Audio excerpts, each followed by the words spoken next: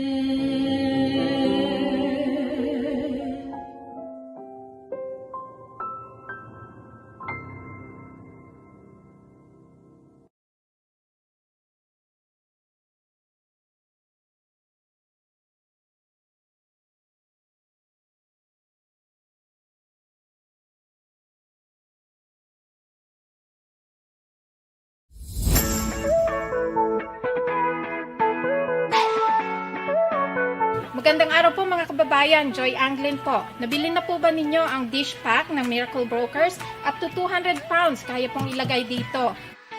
Halina po kayo, Christmas na sa Pilipinas, tamang-tama po para sa mga ate at kuya. Halina po kayo dito sa Miracle Brokers. Miski pwede pong ilagay dito sa box, pera lang po ang jowa nyo. Contact us at 949-5989 or email us at info@miraclebrokers.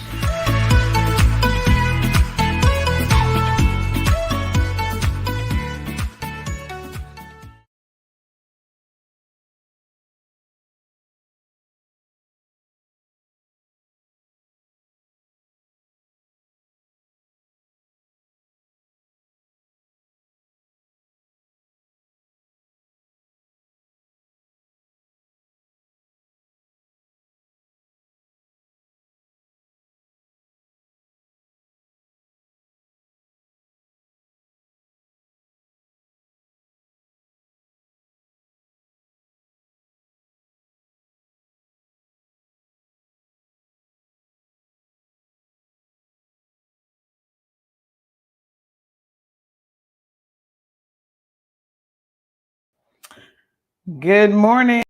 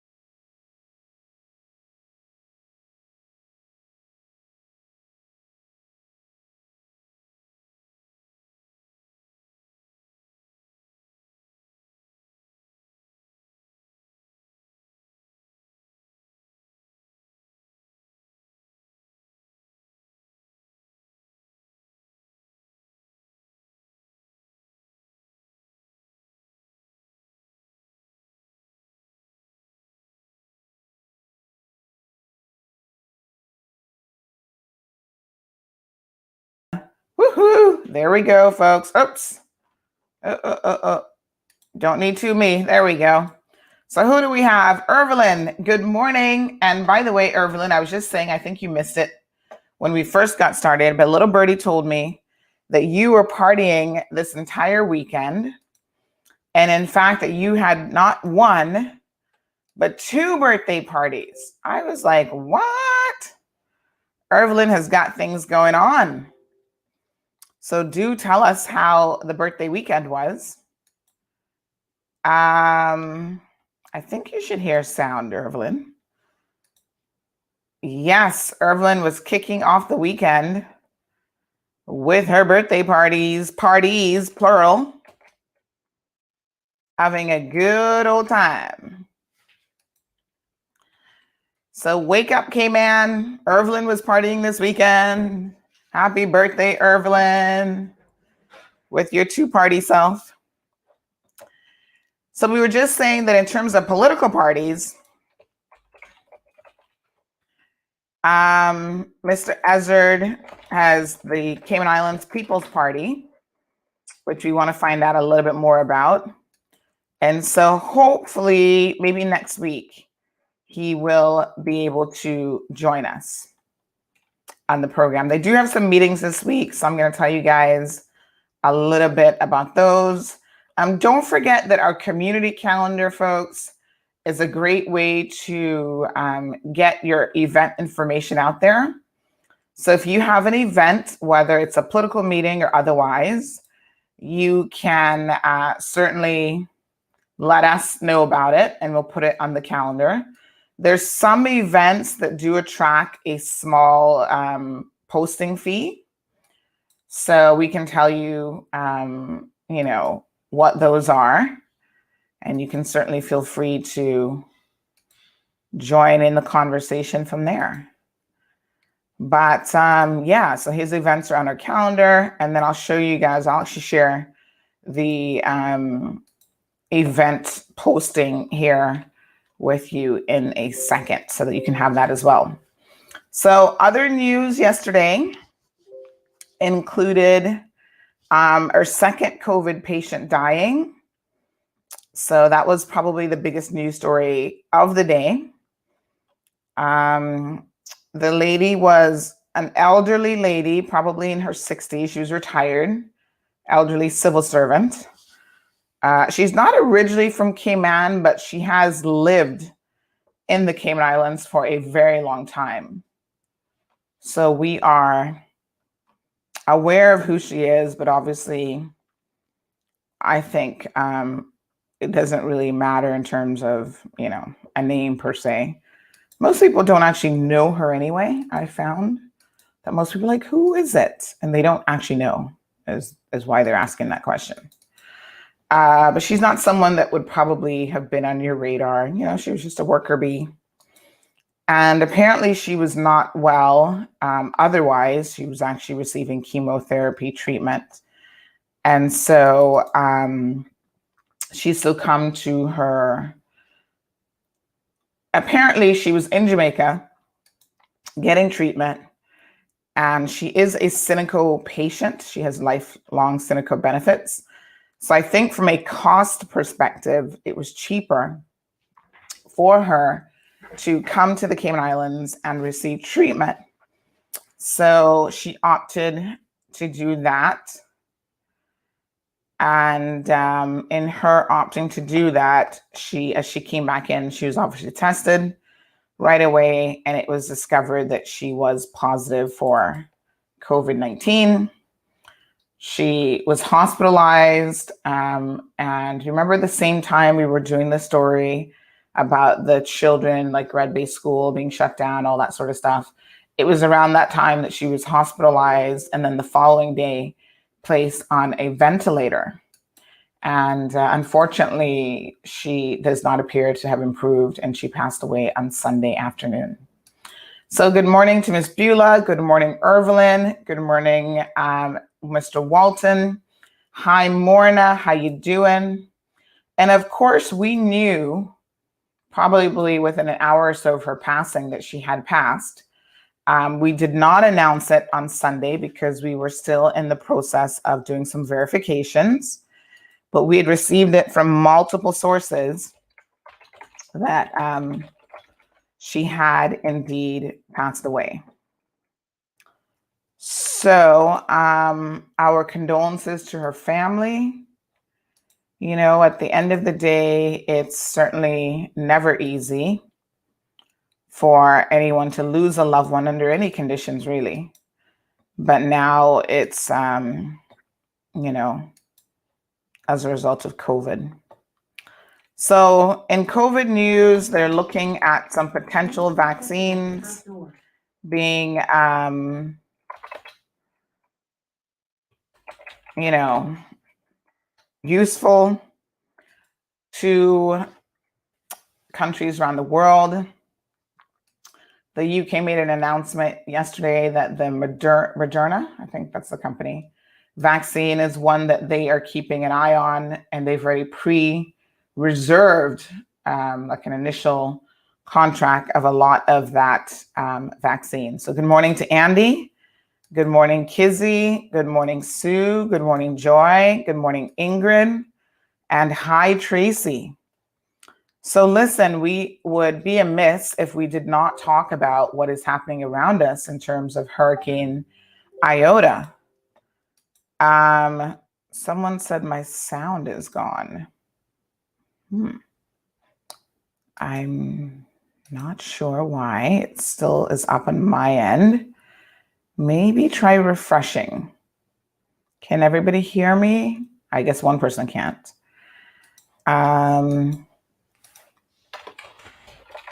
Yeah, try refreshing and see what happens. So, yes, so you guys can hear me. Yep. Okay, so try refreshing, my dear.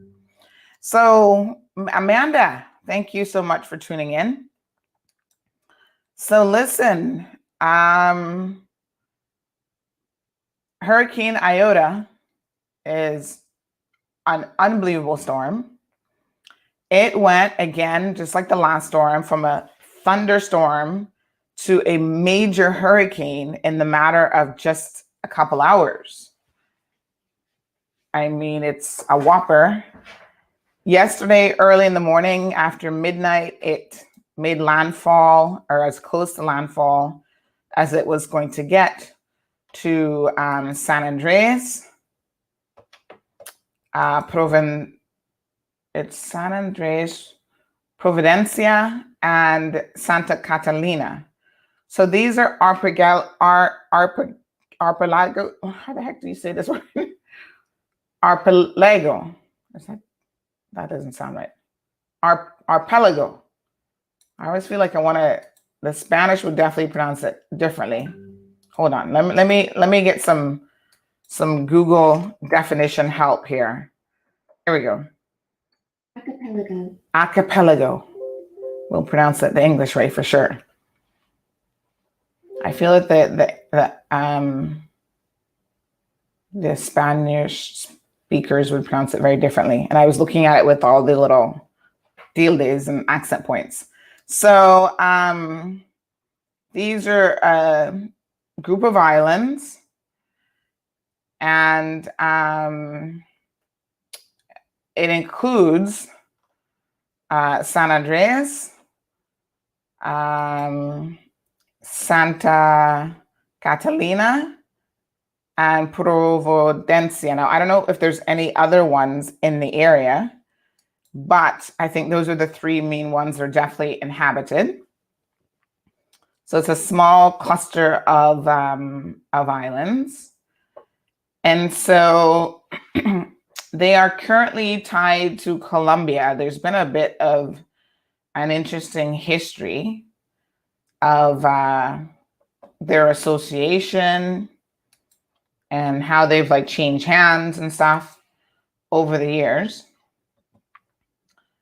So they were impacted by Hurricane Iota initially as a Category 4, and then she turned into, I guess Iota is a she, I don't even know, turned into a Category 5 major hurricane with 160 miles per hour wind. So these poor islands were almost in the direct path of the storm. I don't think they're very big islands, but San Andres is located in the Caribbean Sea, about 470 miles northwest of the coast of Colombia. But Colombia actually owns it. Originally it was Spain, and then it's like changed hands a couple times. So it's Colombian connected at the moment. And the island has been largely devastated. And in particular, the island of Providencia,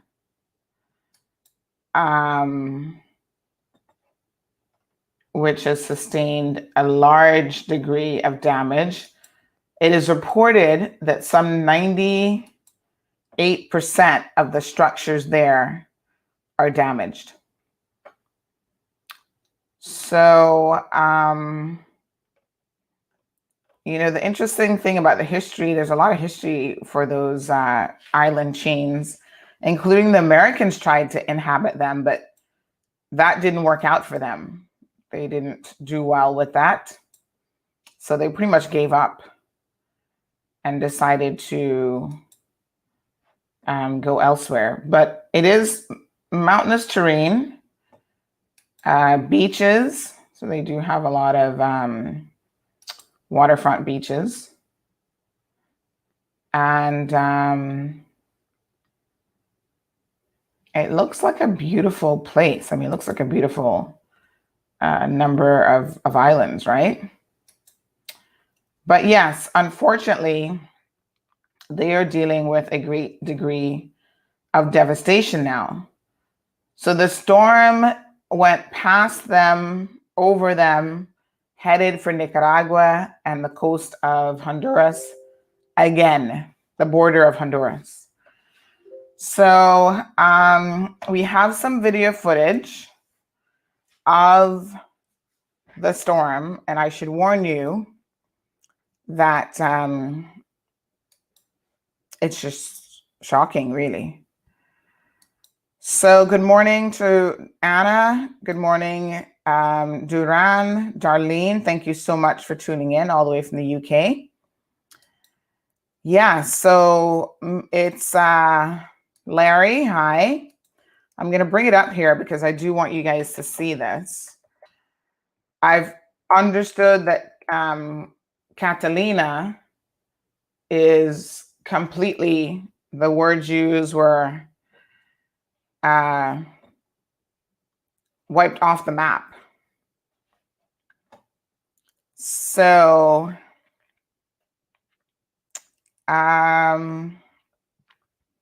I don't even know what that means, really. I mean, you know, wiped off the map, like, whoa. I don't know how many people lived on that island. I don't really know much about the islands, to be honest. So we are trying to reach someone there to see if we can get, yeah, Amanda, it's one of those words that's kind of difficult to pronounce. Like, you have to remember how to say it if you haven't said it in a while. It is a little bit challenging to understand the level of devastation. I mean, we have obviously been through our own massive hurricane before, Category 5. Now, the most interesting thing about this is the first time that a massive hurricane, a Category 5 hurricane, has hit these islands. And I think Colombia, I don't think that Colombia ever really gets hurricanes of this magnitude. So I believe their last major storm was 1932, which is interesting because isn't that the same year that we also had, before Ivan, our sort of most destructive storm? So let's have a look at some footage here. Atlas is joining us in the UK. And Amanda says that San Andreas is smaller than Cayman, and that's the biggest of the 3 islands. Wow. So that gives you an indication of size. Thank you so much, Amanda, for clarifying that. Sometimes it's hard to look at maps and to understand, like, comparatively speaking, how big or how small an island is, right? And the 3 islands for sure appear to be devastated. Their population seems to be roughly the same size as ours. So about 61,000 back in 2018. Good morning to Siobhan. Good morning, Eunice. Eunice says San Andreas is a beautiful place. I love it there. But the people there is okay if your homes lost their roofs, pools are down, and electricity's out. So Eunice has some information on San Andreas. Poles are down. Thank you, Bonnie. So I do understand that in fact, some persons, we do have people here in Cayman with connections to San Andreas. And of course, some people have indicated that they have lost their homes as a result of this storm. So I think it really is now a matter of trying to understand how bad the storms were. Like I said, Providencia and Santa Catalina, yes, they were the 2 islands that definitely got the brunt of the storm, with Providencia having about 98% of their structures damaged, which sounds very familiar to us. I mean, that's pretty much what happened to us in Ivan. It may not have been 98%, but it was like 95% or something. It was quite a significant number. So definitely our thoughts and prayers go out to them. Blanca mentions that the island's actually closer to Nicaragua than Colombia. And I can see that on the map for sure. I can definitely see that on the map. So Sue reminds us about the hurricane of 1932, which I don't even think had a name. They just called it the hurricane of 1932. When did they start naming hurricanes? I don't know. That's something that we can look at. But let's have a quick look here, folks, at this video footage. And we can then get an idea of what they were dealing with. I mean, we had Ivan some 16 years ago now. So I think it's, for a lot of us, anytime you go through something traumatic, the brain has a way of protecting you from that trauma. So what the brain does is the brain kind of smooths it over. As time goes on, especially, your memories just become more faint of the event. And somewhere in the back of your head, you think, oh, it wasn't that bad of an experience, although it was really horrific in the moment. It kind of reminds me of people, how people are married, they get a divorce and then they remarry the same person. And you think to yourself, how does that happen? Well, how it happens is the brain makes them forget all the bad stuff they went through during the first round. So they get ready for round 2. And then once they're back in it, they're like, oh, what was I thinking? All right, folks, let's just have a quick look at this. I'm aware that our guests are waiting to join us as well to talk about their nonprofit efforts. So Paula, thank you so much, Ms. Paula Rose. Paula says Providencia and Catalina are similar to size to Cayman Brac. Oh, nice. Let's just see here. So yes, that certainly puts things in perspective. She says it's devastated. The military and Coast Guards are trying to get there to render assistance, and there's no communication. Yes, so Eunice confirms. And in case you have not read her story, I was actually up until about 1 o'clock last night trying to push this story out, because I do know that we are the only local news source that actually covers stuff that's happening in our neighboring regions, the Caribbean, and even South and Central America to certain extents. So we've been covering, obviously, the devastation in Nicaragua, in Honduras for sure, and also now with San Andres, Providencia, and Santa Catalina, my apologies, being impacted by this as well. So we did put up some information last night about the storm. And again, this hit them as initially a Category 4 as it was starting to come in, and then it became quickly a Category 5 storm. So it was a major hurricane, and it is the first to hit that area of that magnitude. And you guys are absolutely right. As you'll see in our article from last night, communications are down. One reported death, another person missing. And there's so little communication. No planes can go in to reach Providencia at this particular time. And the Colombian Navy is said to be en route to offer some assistance to the people there.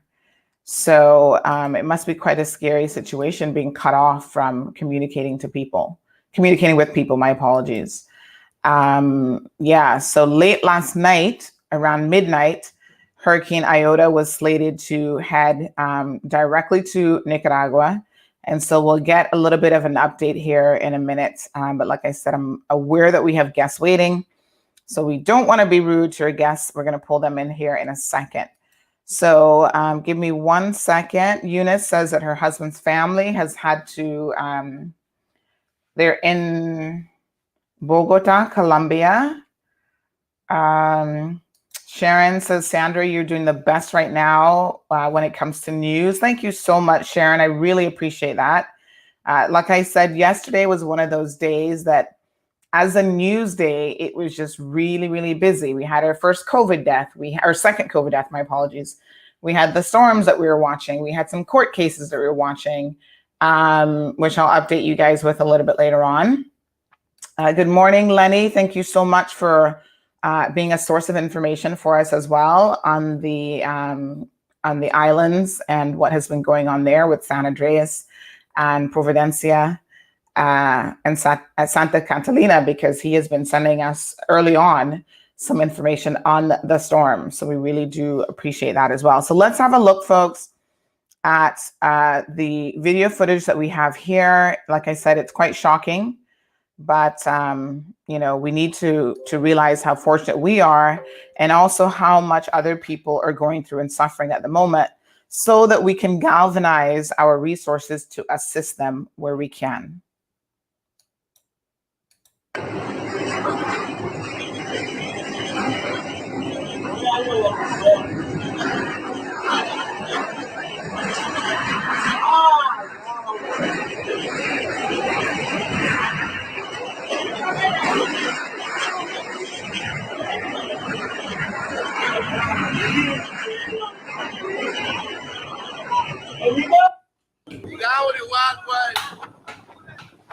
The people that walk down that side, this will be the back of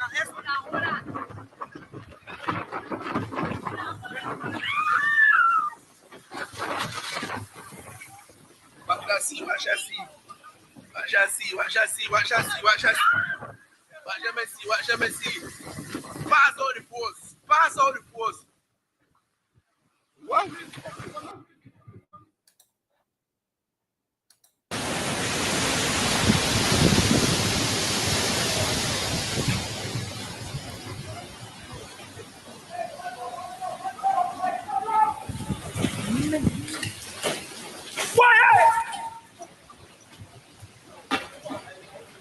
Ya todo está de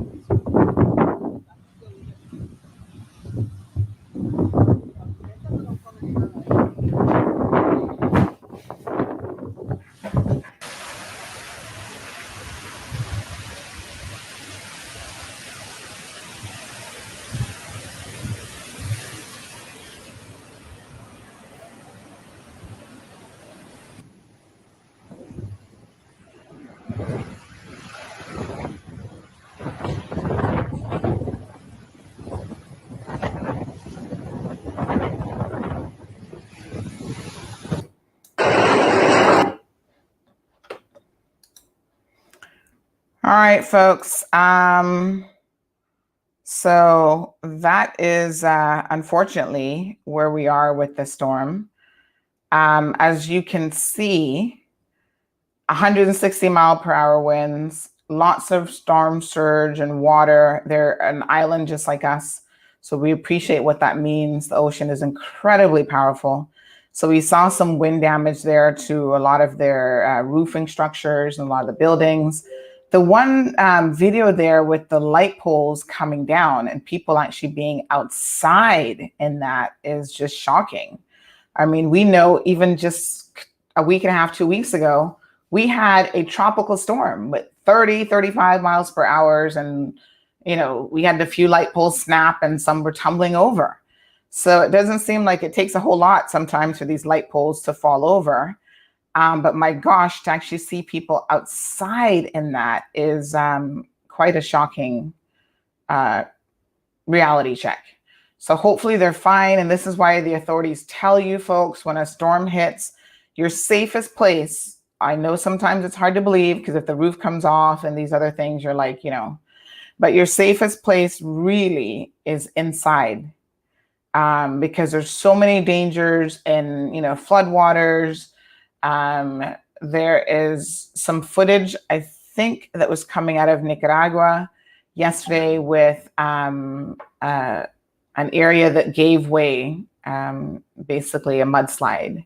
And it took a house and a person with it. And I mean, all of that was caught, you know, on camera. So I think poor Nicaragua and even Honduras will now be hit again as they are in the middle of, not even the middle, the beginning of trying to pick up their lives after what has been a devastating storm.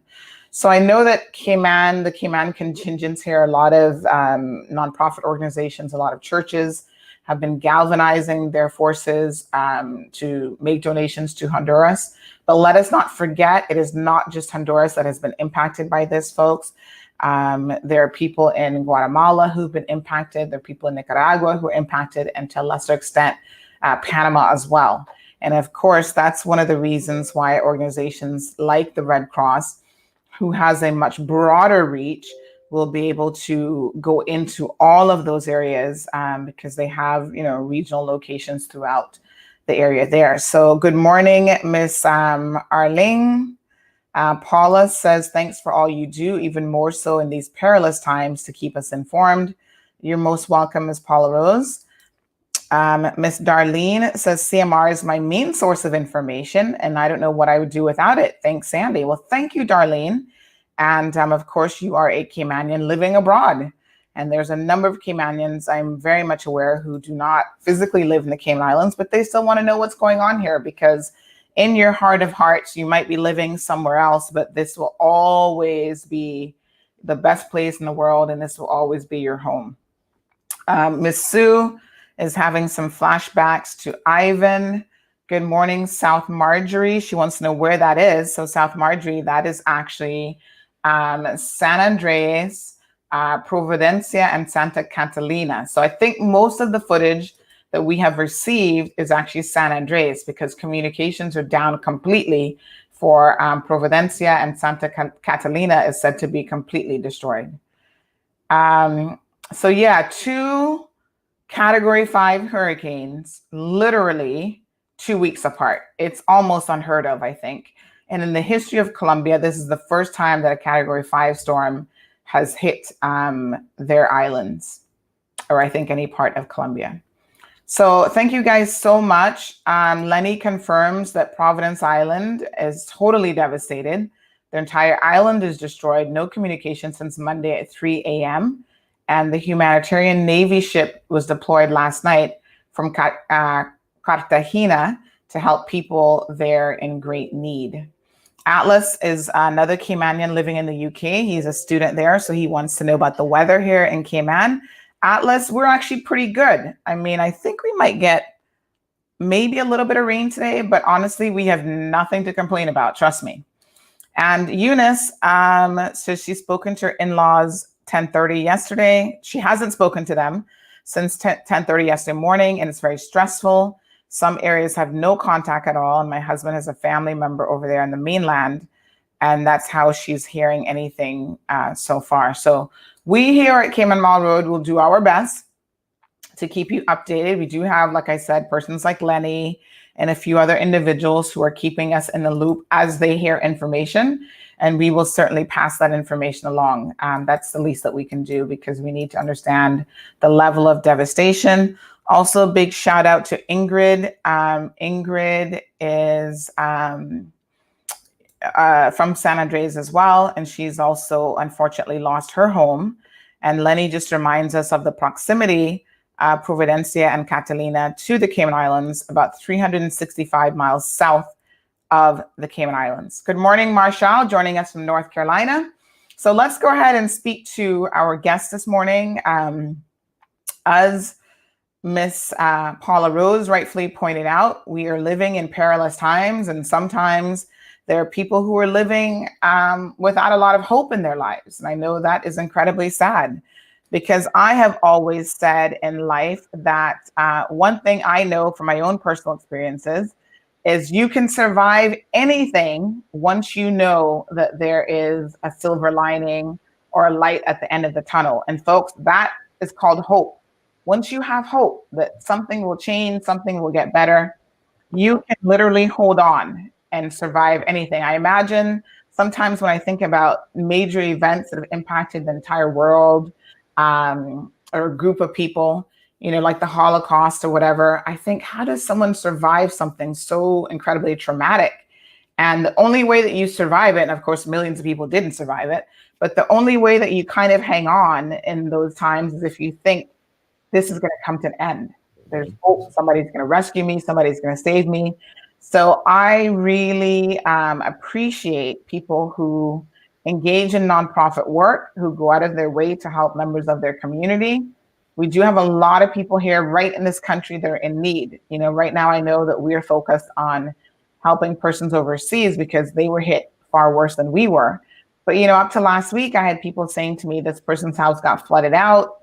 Everything is on the outside trying to get dry. They've lost everything. They need clothing. They need this, they need that. So let's not forget that charity starts at home. Let's welcome the beautiful and lovely couple. I think this is the first time his lovely wife is joining us. But good morning, Raul and Miss Kathy. Thank you guys so much for joining us this morning. Good morning, Sandra. Good morning, Sandra. How are you? I'm good. No complaints at all.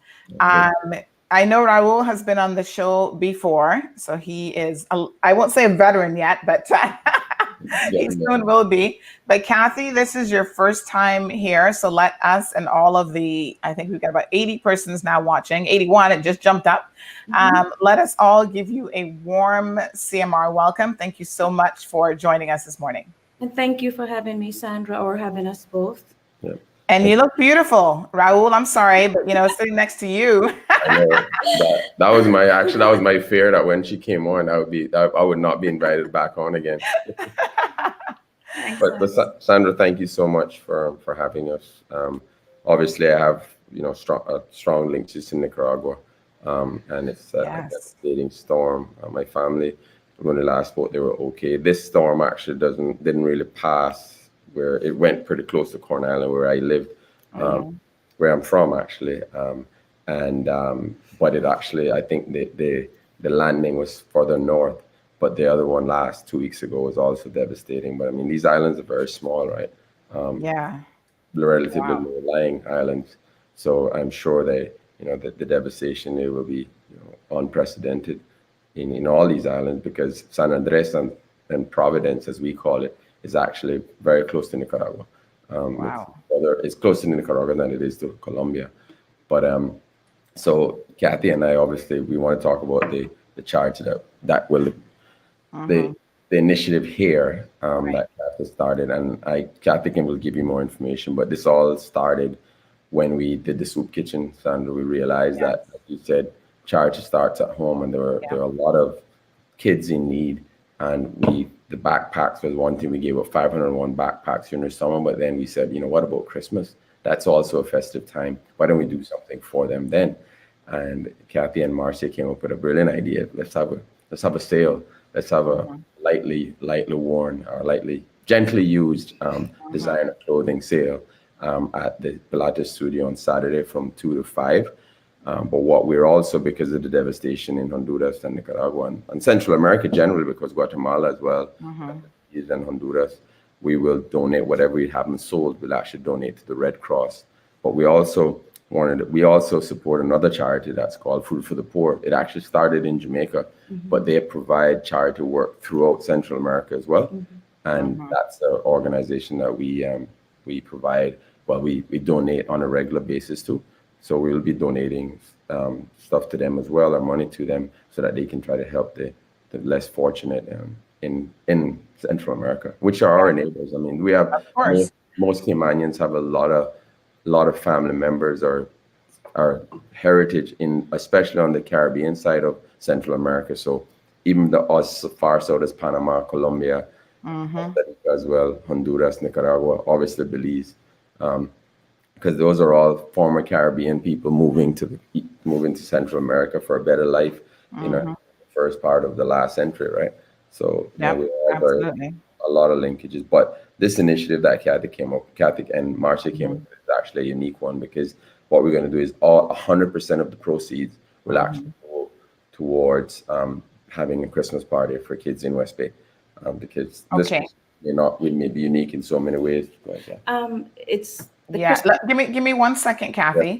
Let's just back up, because some of our viewers today may not have viewed the last time Raul was on, and they may not know the sort of history of how the soup kitchen got started. So maybe let's back up to that point and talk a little bit about what the soup kitchen is, how it got started. And it seems like it's an ongoing initiative, which is fantastic. So back some months ago, you had a soup kitchen idea. Tell us how that idea was born and how that actually came to fruition. Okay, so Sandra, the soup kitchen started during May, during the lockdown, the COVID period, when a lot of people were still unemployed.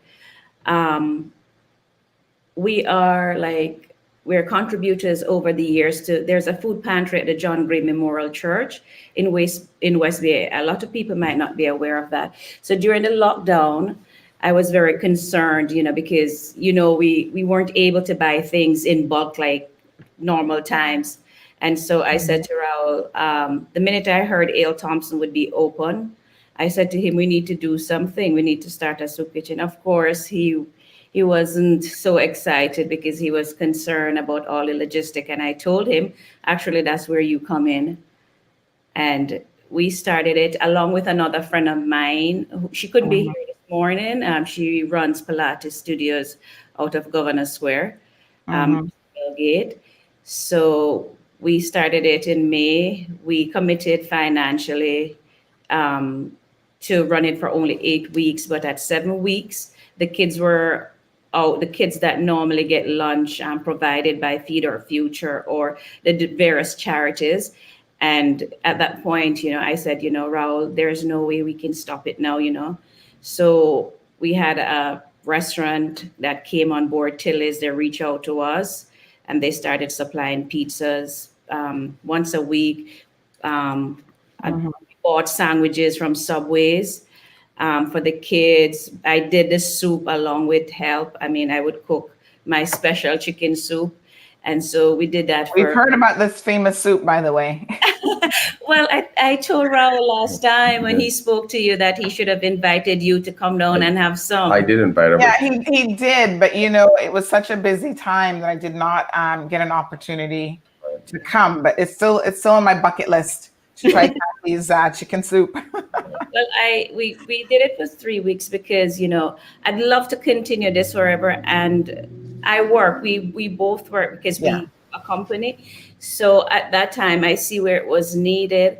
And our charity or our organization is to complement the rest of the charities, things that they're unable to do.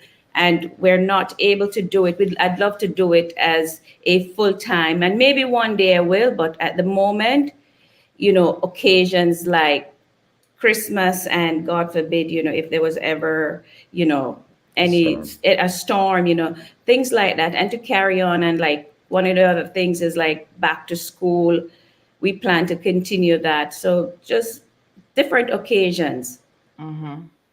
But the soup kitchen, Sandra, was Kathy's idea. I mean, she just to come up with that idea during a time of COVID when everyone was perhaps thinking of themselves and not of their community, and she sat down right in her TV room behind us, and she said, look, we need to just do something. And it was a bold idea that literally we started with.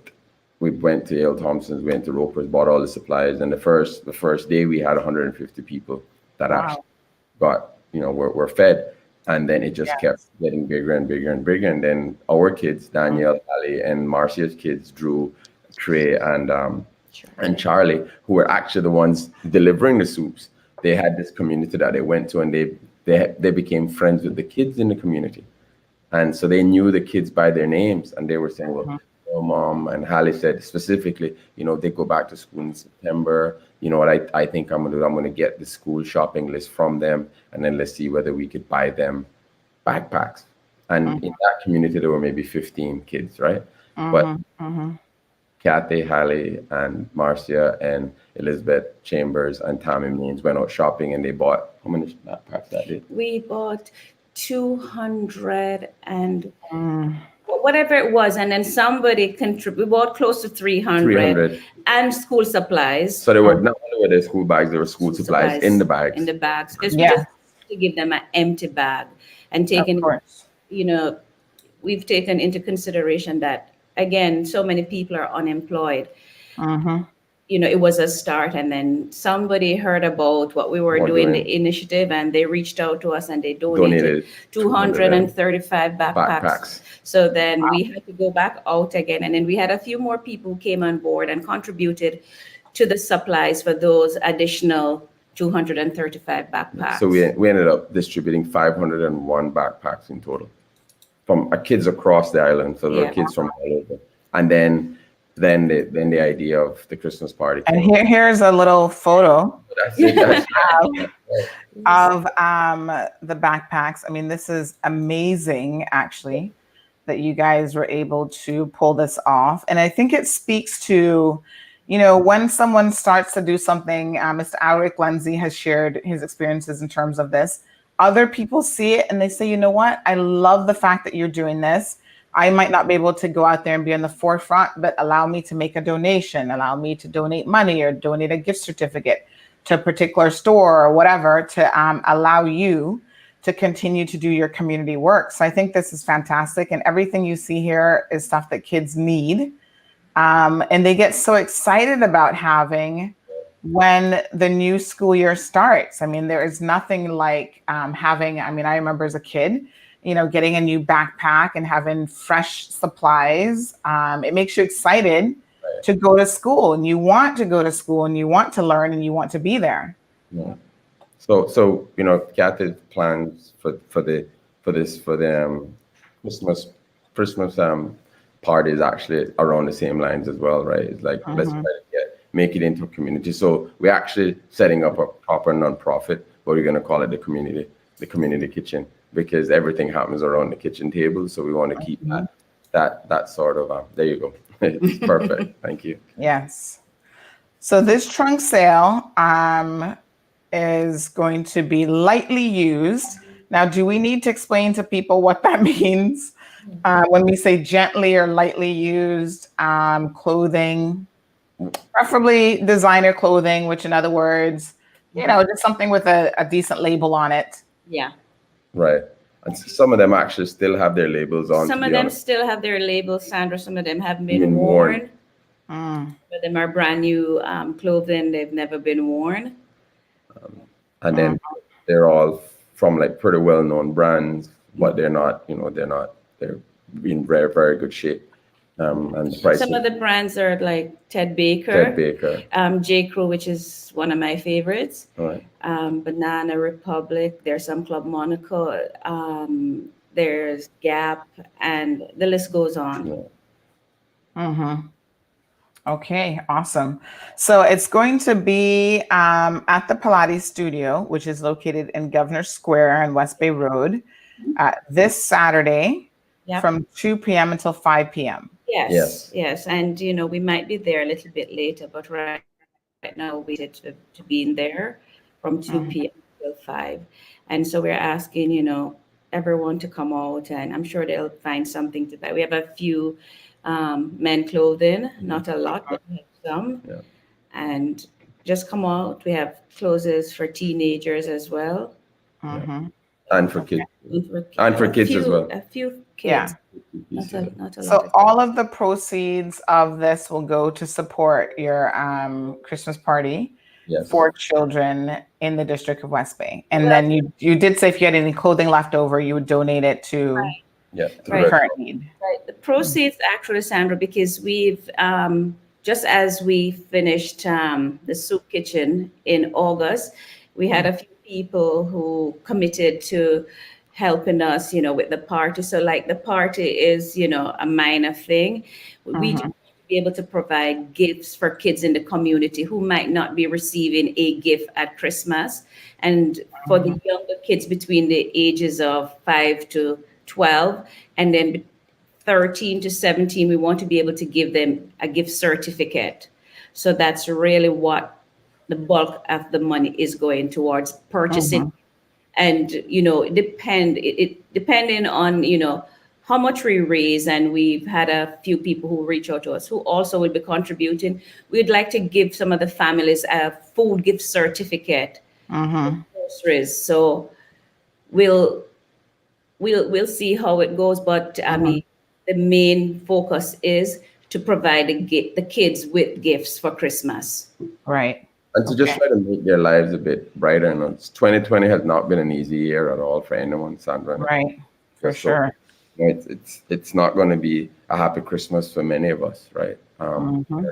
So we just wanted to do our part to try to, show that there is hope. And sometimes that's all some of these kids really need, is just the ability to see that the people out there that truly care for them and truly care for them in an altruistic way, right? And this is we just got to continue to be that way, And Alric, thank you so much, Alric, for joining in. Alric says Raul and his wife Kathy also help with dinners for tourism workers in West Bay, and their ongoing selfless contributions are appreciated. Right, that's true. Alric and I have, I didn't want to say that, but now that he's mentioned it, he and I delivered quite a number of meals in the afternoons. He would drive to West Bay, and I said, Alric, you just coming out? Said I'll help you out. So he and I went out a few times and actually delivered to the tourism workers in West Bay. And one day I called him up, because Ulrich was paying for some of the meals that he was delivering, or he was paying people to cook. And so one day I said, Ulrich, you don't have to pay anybody today. I'll just cook. And he was like, will you do that? Even though I was doing the soup kitchen at the same time. Yeah. So I cooked pastas, and he came to pick them up. We went to deliver some with him. So we had our kitchen table, our kitchen of well, I guess the plates of pasta. So it was actually Alric came, myself. So Alric and I, he's altruistic, and he is certainly an example that we could all use when we're doing these types of things, right? We're doing it from the heart, right? And that's why when Kathy started the soup kitchen, it's honest to Sandra, I was taken aback that knowing that our son had literally, he was in university. He got from the US, couldn't get back. He then came back and he was quarantined. And while he was being quarantined was when Kathy came up with this idea, not like there was a lot of emotional things going on in all of us, right? And she just said, let's get it done. And it some days I wouldn't say it was a cakewalk, because you get up early. Kathy had on 7 o'clock in the morning till the entire day cooking, delivering, but it was so fulfilling, right? And it gave me a different perspective of the community that I've lived in for 40 years. I hadn't seen certain areas like that, and I think it's worthwhile. Even kids who have lived, and parents are not from here, but they lived in Cayman, born in Cayman all their lives, and their eyes were open up, and they now becoming an advocate and like evangelical in terms of what they want to do for their community. Because if we don't do it, Sandra, who is going to help? You have to do it, and it starts off from these very small things, right? And thank you as well for making sure that these things are highlighted and constantly in the forefront and in the top of minds of people, that they realize that we have to help, and just being selfish in these times is not the best way, you know. Sometimes selfless, you know. Yeah, I mean, for sure. I think that anyone who makes a sacrifice, and I know that sometimes people don't always think of it as a sacrifice. They think, oh, well, this person has the means, they have money, and no, it's always a sacrifice, because there's certainly other things that you could be doing with your resources. You've got two young adults, in your home who, are in school, and they have needs, and you're supporting, I'm sure, elderly parents. And, there's always obligations beyond what people see on the surface. So I always tell people, listen, no one has to be altruistic. No one has to be caring and loving and giving. And when they do those things, I think that we need to be appreciative of it, because there are people who benefit in a real way. Like you said, sometimes you don't recognize the need directly right next door in your own communities, in your own micro communities. The need is definitely there. And, I see it all the time. I get people always contacting me for help and asking if I can put a call out for different things, whether it's something for a single mom, a baby in need. Right now we're looking for some clothing for a recovered drug addict. I always say recovering, because I don't think you ever get to the point where you say I'm 100% recovered, because it's a daily journey. But, throughout the years, I have personally tried to support her journey, because I know how easy it is to slide back into that lifestyle, especially when you are in need of something. So you need a couple of dollars, and somebody says, well, here's what you can do for a couple of dollars, sort of thing, So I wanted to say something, Sandra, is that, I mean, this is just the strength of Kathy, right? Like, and this might embarrass her, but in August, her dad passed away. Mm-hmm. And it was the Thursday before we distributed the backpacks. I was purchasing. She was purchasing school supplies when it happened. Okay, she got a call from her dad, the nurse that takes care of her father in Jamaica, and said that he wasn't breathing and he wasn't doing well. And he passed away that day. But she was purchasing supplies for the backpacks, and I told her, Kathy, maybe you should postpone this. She said, absolutely not. This is what my mom and my dad would want me to do. I'm going to persevere and I'm going to get it done. And, it is a testament to someone that's actually truly doing this from the heart, right? You don't, despite having your own personal issues to deal with, right? And no one is immune from that, right? But when you see people doing things that are from the heart, and it comes from the heart, they do it in a selfless way, that they're not looking for any publicity. They just want to create awareness, right? And I think that's what we want to do, is create an awareness that there are people out here that's willing to help, but there's also a need in our community. And perhaps, as you said, you don't have to have unlimited resources, because it's quite easy when you have unlimited resources to do this, right? It's very easy to say, yeah, I have unlimited resources, I'll just do whatever. But that's not what it's about. It's when you have whatever resources you have, and you contribute that resource to actually help others. And Kathy, I'm telling you, Sandra, with the way she persevered through this and being able to get it done, it's something that I use as strength when things are not going the way I want it to happen, right? And I think it is something that has taught me a great lesson in terms of humility and the ability to always look for the well-being of others. And I've never thought that in 2020, when COVID happened, that most people become very insular in their view, and like, look, I need to just protect my well-being, and for this to have transformed how I look at life, and I would, as a Kathy, it's not what I've expected from 2020. But that's one good thing that has come out of it from my perspective. Yeah. And, I have to admire Kathy. What she did was just unbelievable, Sandra. I tell you, like, it's not like she literally was in the kitchen cooking the thing. Everything, like every item for the soup, Kathy purchased, like down to the salt, was the same salt. Like I keep repeating this, but that's the level of detail and the level of care that she has for it. And she's always said, people have called and said, oh, I'd like to donate. They said, do not donate anything that you would not donate for your child. So they said, we want to give toys. They said they cannot be used toys. There has to be toys that are new, because we're not giving these kids anything that we wouldn't give our kids. Right. Yeah. And it goes back, Sandra, to what Raul just mentioned about the soup kitchen in particular. And that's why I was so adamant that it was a true sacrifice on our path. And Marcia Milgate, because she provided the kids' meal.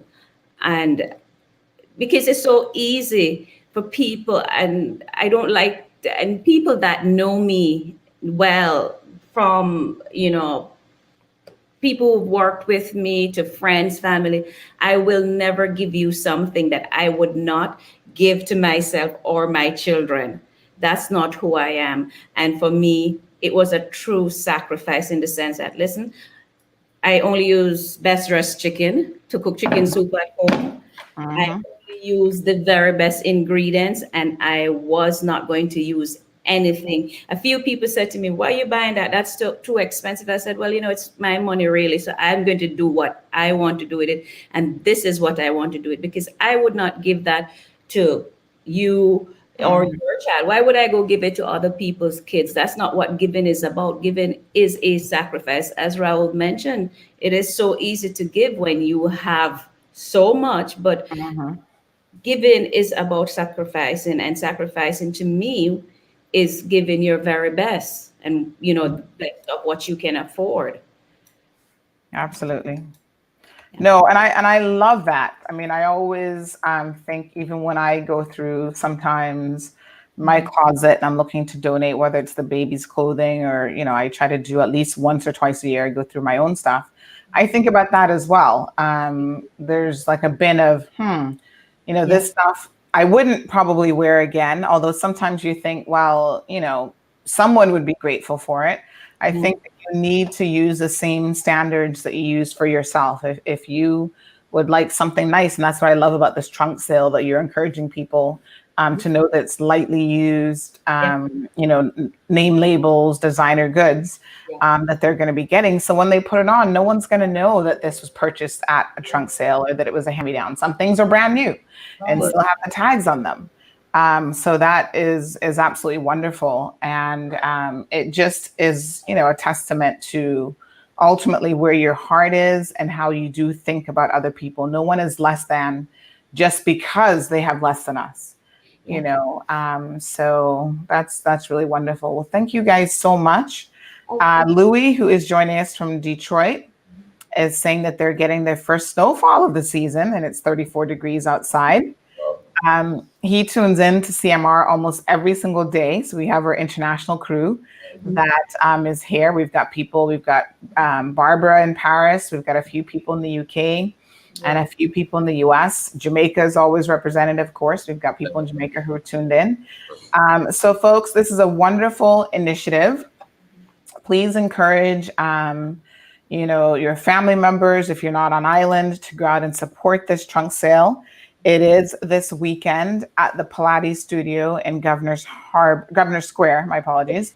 Tell us, where in Governor's Square is the Pilates studio? Because Governor's Square is kind of big. It's right next to Bank of Butterfield. Bank of Butterfield. Okay, so it's on that side. Okay, wonderful. Next door. So right next to Bank of Butterfield in that corner, there's a trunk sale this coming Saturday from 2 to 5 p.m. All proceeds will be going to assist with the purchasing of toys and gift cards for families, and then whatever's left over will be extended beyond that. So this is going to be the first annual Children's Christmas Party on December the 5th. So we're looking forward to that. I think more than ever, when we're going through difficult times like 2020 has been, it's good to keep certain traditions alive, like Christmas, Thanksgiving, all these other events that we would normally celebrate with ease. It's not going to be as easy this year to celebrate them, but I think it's important, especially for children who have really sustained a level of unprecedented stress in their lives. They need that normalcy. They need to know that Christmas is still here. You know, regardless of COVID and regardless of all the storms and everything else around them, there is that little bit of certainty in life, and that's incredibly important. Thank you guys so much. Thank you, Sandra. Sandra, Thank you. we thank you so much. And on the 5th, maybe you can come out as well, Sandra, and and see. Yes, I mean, December is shaping up to be a busy month, but I have nothing planned for the 5th yet, so I will definitely pencil it in, and I'll be there. Yeah, we'd love to have you. But along with the sale, Raul and I will also be contributing, because we're not just, and that was the whole thing when we started. We just don't want to ask people to give, or but initially we will be contributing towards the purchasing of Christmas gifts and certificates as well. Yeah. And a few more people that we know will be contributing towards that as well. So we just want to put it out there. Okay, beautiful. And just, Sandra, I'm sure it'll be on your social media pages. So, just keep making sure there's a great awearness of it. Yes, definitely. All right. So just a reminder to our viewers, so we'll post it on Facebook. It'll be on Instagram. We'll do it on LinkedIn as well. We do have a LinkedIn presence, and Facebook, of course, and our community calendar. So on the website itself, there is a community calendar area there that you can actually go to the calendar and see all the events that are coming up. So if you've got a community event, folks, whether it's political, community driven, reach out to us about how you can have your event added to the calendar. Thank you guys so much. Thank you, Sandra. And thank you for having us. Have a good day, Sandra. Bye-bye. Okay, great. Thanks, guys. Bye. Bye-bye. All right, folks. So again, that's Raul and Kathy Nicolson-Coe. Thank you guys so much for coming on the program this morning, telling us a little bit about this trunk sale. Folks, please mark your calendars for this Saturday from 2 p.m. until 5 p.m. We would love to have people support this initiative. All clothes will be starting at $5 to $100 KYD. And again, this will go to benefit and to assist with an upcoming children's party, which, like I just said, I think it's so incredibly important for us to maintain some sense of normalcy going into the holiday season for 2020. So Louis, thank you so much for the update in your neck of the woods in terms of the weather. He says, in terms of Kathy and Raul, love the heart of this couple. Big up to them both. And today, I appreciate the warmth that CMR sends. Thank you, Louis. He also says that God bless them. Generous givers is biblical. So Lenny, thank you so much. Lenny has just updated us that he has some communication from Providence and Catalina. Everybody's on the street, and that there's a lot of injured on the street, and that people are suffering. They're hungry and in real need. The only hospital that is there is totally destroyed. Oh my gosh. I would like to invite all islands that have connections with us, organizing a boat that would be headed to the island of Providence and Catalina in the coming days. He shares that he was born in that little island and have real concerns of helping the people there. Now, Lenny, sorry, unfortunately, the rest of your message got cut off. The system here only allows like so many words, so I can't see the rest of that. Let me just see if I can pull it up on Facebook, actually. Let me see here. Good morning to the beautiful Melita. Thank you so much for joining us. And the beautiful Debbie, who I saw on Sunday. And Debbie, did you have a birthday this weekend as well? I know you were partying. I don't know if it was just a regular party, but I kind of feel like you might have had a birthday recently. And so you were celebrating with some friends. And it looks like Debbie had a fabulous time over the weekend as well. So I am so happy to see people in the midst of all the craziness that has been their lives recently, able to just take a minute for themselves and, have a little house party or go out for drinks with friends, because there's so many people in the world who are not able to do that. So thank you so much. So yes, thank you, Debbie. I appreciate it. Amanda is asking for Lenny to please contact her at 3561. So just remember, folks, there are a lot of people who are connected to the various islands and countries that are being devastated right now by first Hurricane Eta and now Hurricane Iota.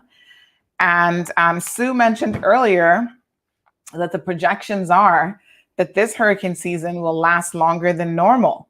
And I remind you, in the words of Mr. John Tibbetts, our Director General for the National Weather Service here in the Cayman Islands, that on record, there has been a hurricane recorded every single month of the year, except for the month of April. And 2020 being what it is and going into 2021, I would not be surprised if that record is broken and we have every month now represented. So who knows, April Fool's Day, we might get a storm on April the 1st.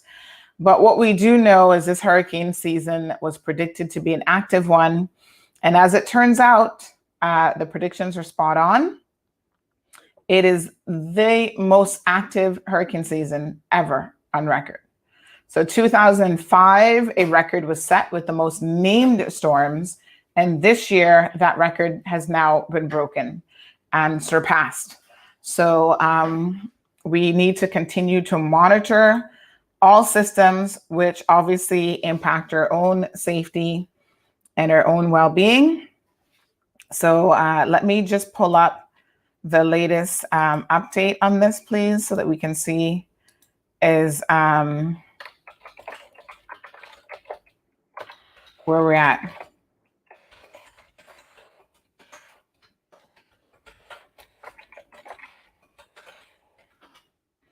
All right, folks, give me one quick second here. Oh, yes, thank you so much. Someone has sent me the rest of they've sent me a screenshot on it, and that's very helpful. I appreciate that. The rest of Lenny's message says, I was born in that little island and have real concerns for helping my people. Also, I have no communication with my daughter, my grandkids, my father, my brothers, nor sister that live on the island. Thanks, Sandy, for supporting this. Wow, Lenny. So Lenny's family remains there. And of course, he is very concerned about their well-being at this time. Let's have a look at the situation here this morning. An hour ago, details of Iota was updated. So Iota is expected to produce flash flooding, landslides, life-threatening storm surge, powerful winds across portions of Central America today. So it continues for the coast of Nicaragua, for the Honduras-Nicaragua border, to Sandy Bay, Sirpe, and for the coast of northeastern Honduras from Punta Patuca to the Honduras-Nicaragua border. Significant wind damage is occurring near Iota's eye wall, and the wind spread further inland across northern Nicaragua during the next several hours. So tropical storm warning continues to the coast of Nicaragua from Sandy Bay, Sirpa to Bluefields. The northern coast of Honduras, west of Punta Patuca to the Guatemala-Honduras border, and for the Bay Islands. Tropical storm conditions are occurring in the warning areas in Nicaragua and Honduras. And we will certainly check in with Dwayne on the Bay Islands. I'm just going to send him a quick message. See how things are going there for them. And we are looking at life-threatening storm surge, water levels of 5 to 10 feet above normal tides, onshore winds along the coast of Nicaragua and Honduras, and near the coast, the surge will be accompanied by large and destructive waves. As of 7 p.m., the center of Hurricane Iota was located inland over Nicaragua, about 15 miles west-northwest of El Pia and about 90 miles west-southwest of Puerto Cabezas. Iota is moving towards the west near 9 miles per hour So she slowed down a little bit. And this general motion is expected to continue during the next day or so. The forecast track Iota will move further inland across northern Nicaragua today and move across southern Honduras tonight and Wednesday. So the projections with this storm, unlike Hurricane Eta, is not that it will come back out into the Caribbean Sea, but that it would continue overland and then dissipate over land, which I don't know if that's a good thing. I feel like that somehow means more damage for those poor people. So maximum sustained winds have decreased to near 85 miles per hour with higher gusts, which means that Iota is now a Category 1 storm. And the winds extend outwards 35 miles from the center. That's hurricane force winds. And tropical storm force winds extend out 175 miles. Estimated minimal central pressure, additional rapid weakening is expected today into Wednesday, and it's expected to dissipate over Central America by Wednesday night. So they're going to have a couple more days of rain and weather. So Honduras, northern Nicaragua, southeast and central Guatemala, and southern Brazil can expect 10 to 20 inches of rain with isolated maximum totals of 30 inches. El Salvador and Panama can expect 4 to 8 inches of rain with isolated maximum totals of 12 inches. And the rainfall is going to lead to significant life-threatening flash flooding and river flooding, along with mudslides in areas of high terrain. So southern Nicaragua and Costa Rica can expect to get 3 to 5 inches of rain as well.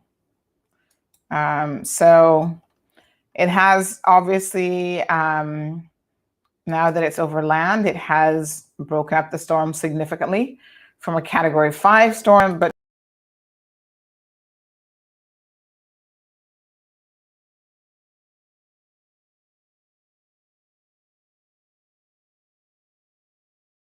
by another storm 2 weeks ago, I can assure you that this is not good news for anyone there.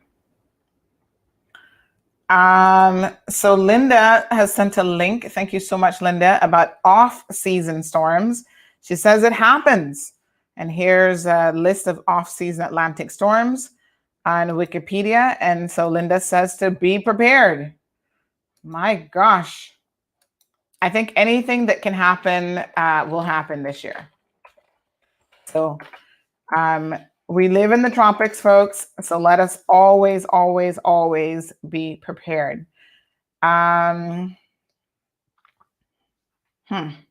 So we think that we're safe once hurricane season is over, but this is a stark reminder that there is such a thing as an off-season Atlantic hurricane storm, which is absolutely crazy. But like I said earlier, John Tibbet says it's happened every single month of the year at some point in history.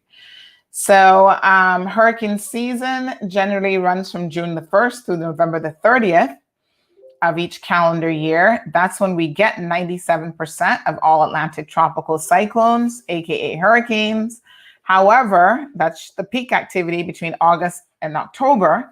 There is such a thing as an off-season storm, and they're most likely to occur apparently in the month of May, with about 60% of such storms occurring during the month of May. Occasionally, however, storms persist until December. And as of 2020, there have been 87, off-season cyclones in the Atlantic hurricane database, which began in 1851. Whoa. In addition, there were 6 storms before 1851 and 1 hurricane in 1863 that was not part of the official database. So apparently off-season cyclones is a thing. And they do tend to occur most likely in the Western Atlantic Ocean. And most do not make landfall, but of the storms that did strike, most affected areas surrounding the Caribbean Sea. AKA us. We're in the Caribbean Sea. Cumulatively, at least 441 deaths occurred due to these storms, primarily on the islands of Hispaniola and Cuba. And a tropical storm in May of 1948 struck the Dominican Republic to become the deadliest off-season storm. Wow. Unofficial hurricane in 1863 killed 110 people in a shipwreck off of Florida and on land. The same storm was estimated to have reached winds of 105 miles per hour, making it the strongest hurricane between December and May. And the strongest currently in the official database was a March hurricane in 1908 that reached winds of 100 miles per hour. So folks, it's a real thing. The most recent off-season storm was Tropical Storm Bertha in May of 2020. Yes, that's right. Because remember, the season doesn't start until June, and May came around as a rapidly forming, short-lived off-season tropical storm that affected the eastern United States in late May. And at that point, it was actually the second named storm of the 2020 Atlantic hurricane season, which now is breaking all sorts of records. That one originated from a trough in the Gulf of Mexico. So folks, pay attention. Always be prepared. Eunice said, no news is good news, Sandy. But there's another storm heading to Central America again. Was just informed of that. Lord, take the wheel. My gosh. I don't know what else people can take, really. So we're getting some updates here from the Bay Islands. We do have some video footage that has come in, but pretty much they're okay. They're just getting strong winds. Let me see if we can pull up some of this. You know, we're all islands alike in this situation. So I feel like we just have to be so thankful and just continue to, there's Miss Coco. She reminds us of her presence. Just be so thankful and, you know, see how we can assist each other during times like this. It's quite sad.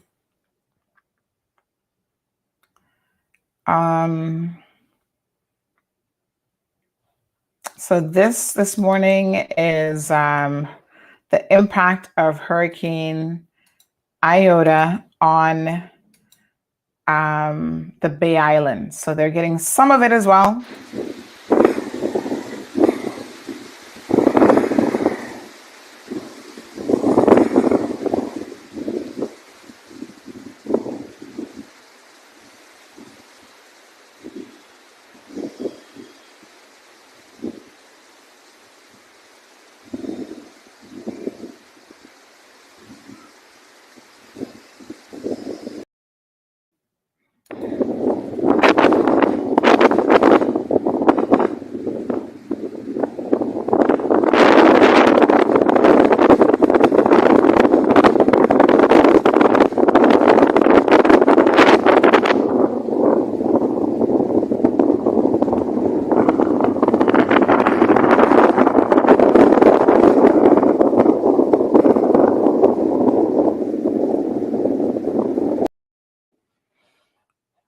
Okay, so that's Dwin sending us some information there from the Bay Islands. Thank you so much, Dwin Bodden. He's going to be working with us in terms of providing information. So thank you so much. Yeah, that's where we're at, folks. Incredible. So good morning to Tammy. Thank you so much for tuning in, the lovely Tammy. Sophia is also here. Sophia says, good morning, all. Thank you, lovely ladies. So let's do a little bit of a recap on some other news. Don't forget that today is Tuesday. So what that means is that Tuesday evenings, we do have a show as well. And I got a couple of show topic ideas for this evening. I'm debating between CBC and having that discussion.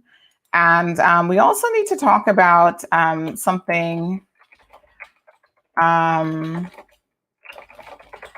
about this MP situation. So I think there's some explaining about that has to go on. So I want you guys to tune in to make sure that you're educated about that, because I hear that there's a lot of misinformation in circulation this morning. Someone just messaged me about that.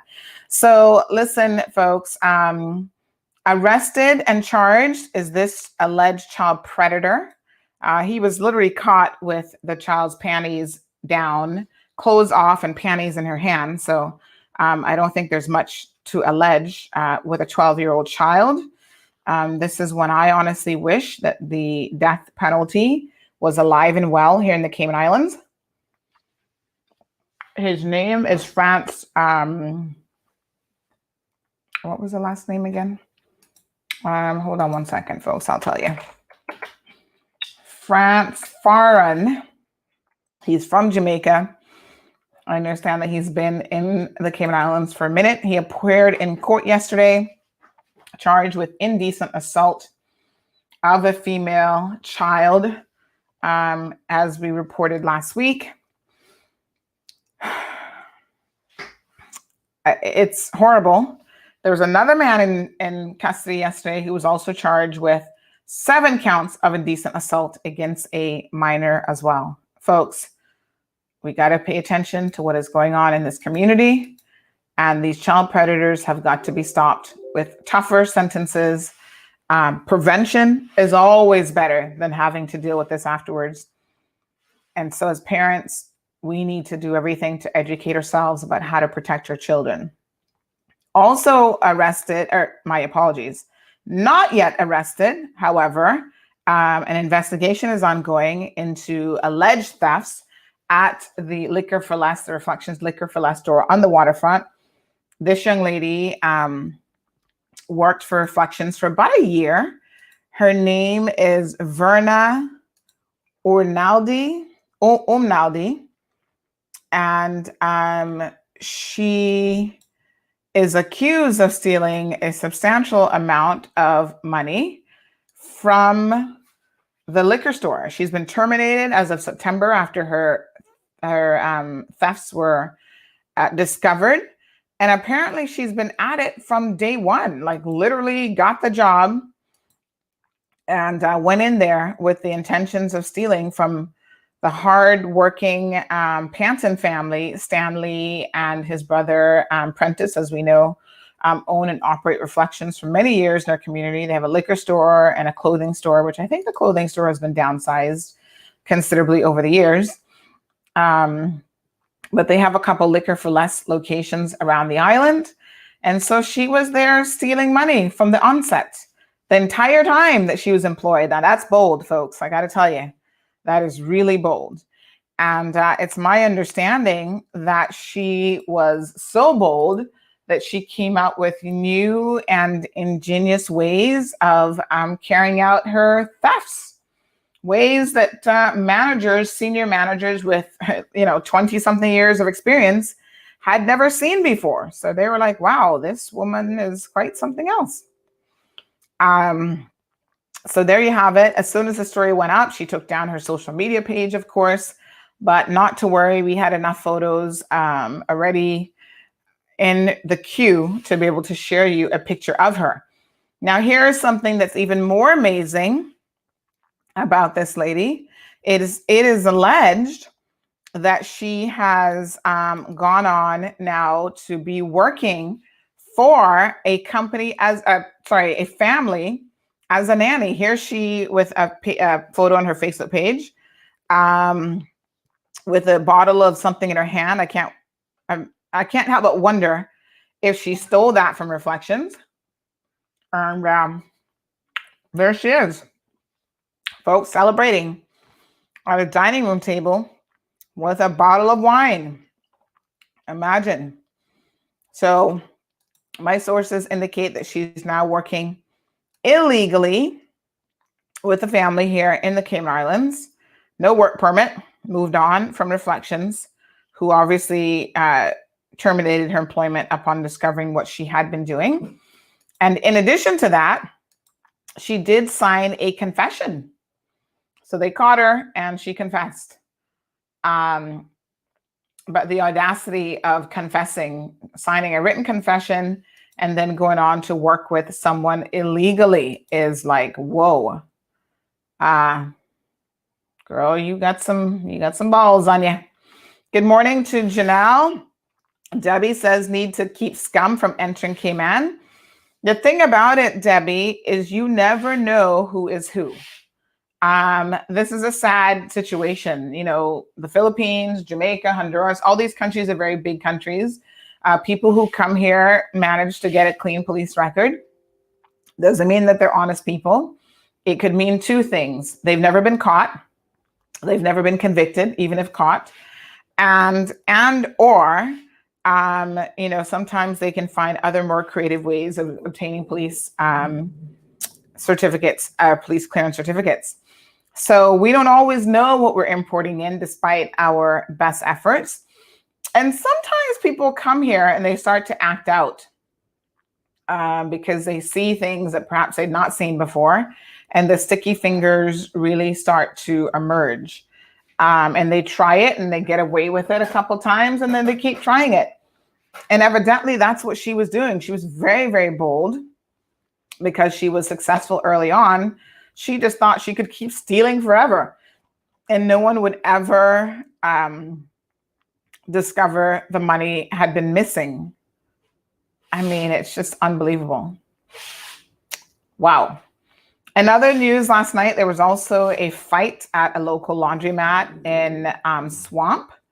There was a stabbing incident involving a pregnant woman, a pregnant Jamaican lady, and a Nicaraguan woman fighting over a washing machine at the Milo Laundry in the Swamp, Washington Boulevard area.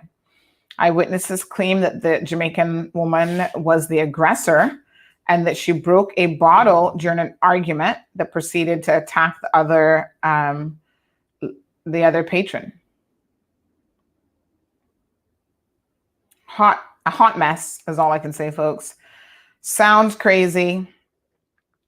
What on earth? I don't even know what to say. Whew, crazy times, folks, crazy times. Other things that were going viral yesterday included a subway worker who was seen falling asleep in the Sandwich. This was not the Cayman Islands because when people first started circulating it around, someone said that it was Cayman. I'm happy to report that actually it was not Cayman. And not only was it not Cayman, the original poster is in Chicago and he posted it on his Twitter page. Nonetheless, it circulated on this small island like wildfire. Everybody saw it. If you didn't see it, I'll share it here now and I want to talk about it just a little bit.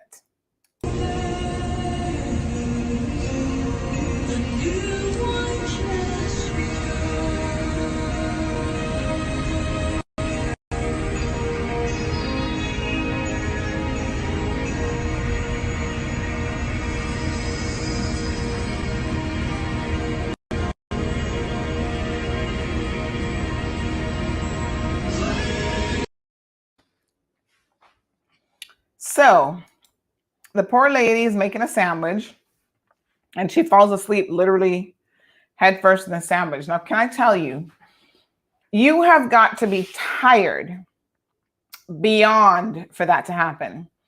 So I cannot imagine perhaps the number of hours that this poor woman has been working. And listen, we're all human beings. When we see something like that, you do kind of see a little bit of humor in it. You're like, oh my God, somebody fell asleep in the sandwich. And I think human beings, especially when you're stressed out, like you want to find the humor in everything. You want to find something to laugh at, something funny. So of course, people created all sorts of memes and stuff about that situation. But I do feel sorry for her because have you ever been that tired where you cannot keep your eyes open? We see it with babies a lot. Because, you know, they're not able to regulate themselves like the rest of us. So I'm sure you guys have seen it. Like anytime my daughter gets in a car, tiredness hits her like nobody's business. But, you know, I've seen other times, like sometimes you're feeding them, they just start to like doze off. Like they're hungry and they want to eat. They take a first few bites, and they're just so overwhelmed with tiredness that they literally you can see the eyes get so heavy. They can't keep the eyes open, and they just start to fall off, and the head is going to go blink. And this poor woman, that's exactly what happened to her. She was just so tired. Carol says she might actually suffer from narcolepsy, where you just fall asleep. That's possible too. Because what struck me about it that I thought was odd was the slowness at which which I guess maybe if you're just tired, you're kind of doing, you're doing the same thing every day. You're making sandwiches and you're like, oh, another salt and pepper, another this, more onions. It's like, how many sandwiches do you think that poor woman has probably made working at Subway? Yeah, she was a goner, and she was just really tired. And there she is shaking the salt and pepper, and she's just like, clook, right over. So Carol makes a good point. She could suffer from a medical condition called narcolepsy, where you can't, help but fall asleep sometimes. Walton says life is so hard for some people, and he is really shocked at this video. It is hard for a lot of people. And not everybody gets the amount of sleep. Listen, I don't even get the amount of sleep that I would love to. Being tired is like a constant state of being. Like every night I'm up until 1 o'clock in the morning before I'm starting to crawl into bed. And then I'm like, okay, so I'm going to get 5 hours of sleep minus the numerous times that I wake up or get kicked by my daughter. More like 4 hours of sleep, maybe out of the 4, 3 hours of decent sleep. It is nowhere near enough. Like I want to start going to bed at 10 o'clock, honestly. But it doesn't always happen because we've got so much going on. But, for our health, we need to start making some better decisions about this sort of stuff. By the way, last week, I know we got into a big conversation, and Friday is going to be our health and fitness day. And so I wanted you guys to know that I was sticking to making some changes, because I promised you guys not only that I'd make some changes, but I'm going to keep you updated with them so you can hold me accountable. And this morning, I'm having some oats, some overnight oats. I went to Foster's at Cayman Bay yesterday at, Cayman Bay location, and noticed that they had the pre-made overnight oats. So I thought, oh, wow, this will save me time. And sometimes we got to pay for the convenience. And so they have nuts, they have fruit in it. So this one I think had like a banana, and I actually don't like bananas in certain things, but it had banana and strawberries. And then I got 2 others. So it'll last me for a couple of days. So this is really hard to eat. Like I've only had a little bit. What I have done is I've added a little bit of honey because it was totally unsweetened. Ugh. So I've added just a little bit of honey to add a little tinge of sweetness to it, not much. And then I'm trying to eat this. Not really my favorite thing in the world. However,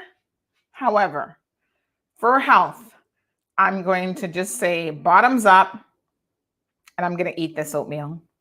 So I have been taking little bites during the show. Let me show you how torturous it is.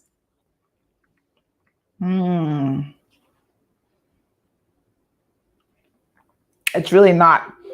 I mean, it's not the worst thing in the world. I've definitely eaten something worse than this. But it's kind of like, I would love to have some eggs and plantain and fritters and liver and onions and But here it is. One thing about eating oats is it forces you to drink water. So I'm sure I'll be drinking a lot of water today. But folks, it is what it is. My motto is moderation. So even if I can have like one good meal a day, follow the 80-20 rule, where 80% of the diet is on point, and then that 20% is going to be the little pleasures that I love and enjoy, I'm here for it. So Evelyn said, I thought that she was sick. The poor lady, when she saw the video. Walton says, go for it. I'm trying my best. And I will eat this for breakfast this morning. And I'm going to have water and nothing else. So I'm going to be good. We'll see how lunch shapes up. But yes, I am going to definitely do a better job at it. Not easy, folks. Not easy to eat healthy.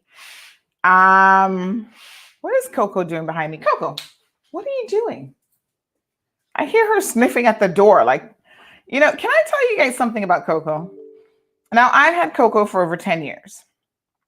And I didn't get her as a puppy. She's about a year or so old. And her original owner had moved away to the UK and they were looking for a good home. So quite ironically, I acquired Coco in a very roundabout kind of way. And, when she's young, she's wild and free and does the most interesting things. But Coco has always had some amazing habits that I have thought, this dog is really, really smart. Now, listen, I have owned a lot of dogs in my life. Like I've always been a dog owner, I think since I've been an adult and could get one, like when I was in my own apartment and stuff. So I've had dogs, right? And, what surprises me with Coco is she has an amazing sense of smell.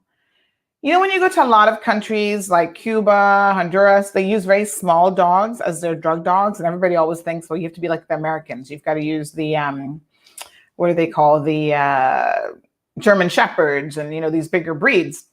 Small dogs are amazing at certain skills.